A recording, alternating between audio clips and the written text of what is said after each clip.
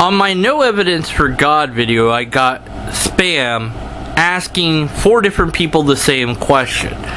This person, merkat, with some numbers after their name, asked the same question to 4 different people, and because of that, wound up as spam. I tried to remove all but 1, but thanks to YouTube's wanky controls, I wound up removing all 4, and now I have a likely spam number 1, even though there's no spam left.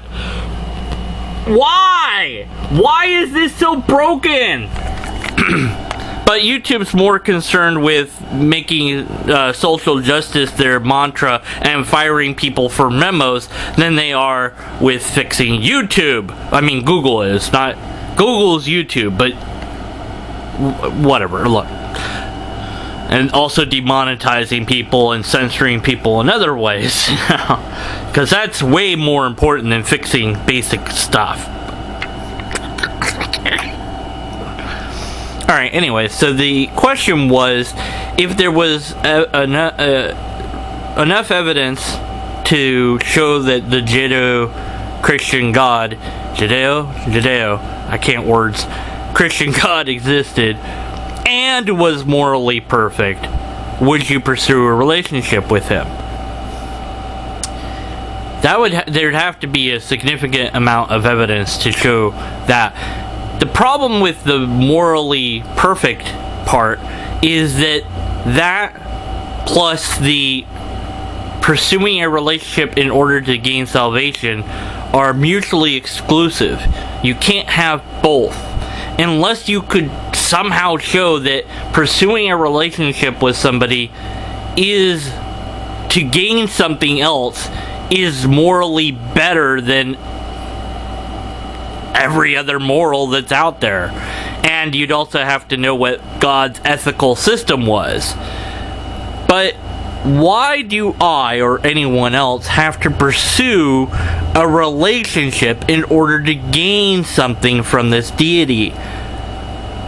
Whatever happened to just, I don't know, giving people that? That seems more moral to me.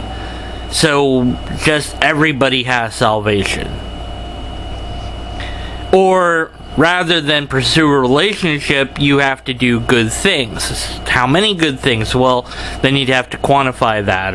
But then you're doing good not because it's good, but because you want something.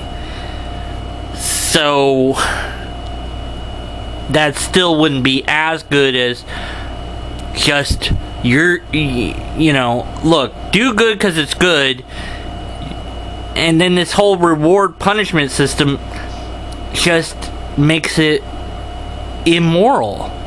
No matter how you break it down, if you're gonna get people that are gonna get punished for not having a relationship, and then you're gonna get people that get rewarded for having a relationship, that's not a sincere relationship. And you're gonna get people that pursue the relationship just to get the good thing that they want. So that's not moral.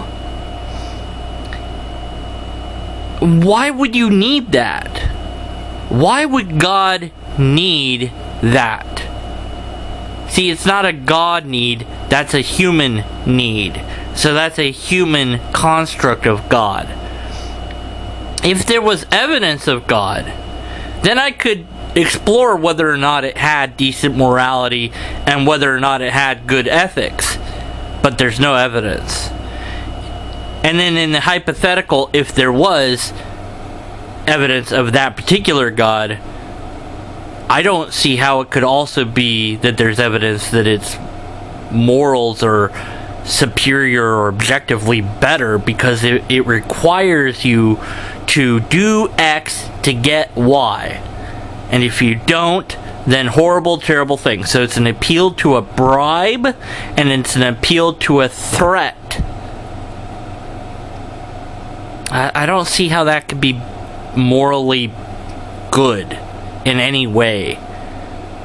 But if there was evidence, then I could find out how that's the case. But there's no evidence, so I can't even make that decision yet.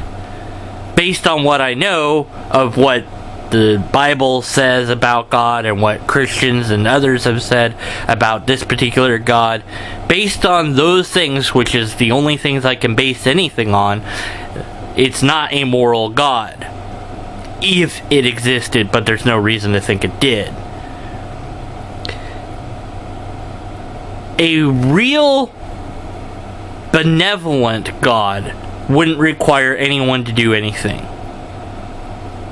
Because requirement is a carrot and the stick. And I'm pretty sure that a real God could come up with a better idea than that.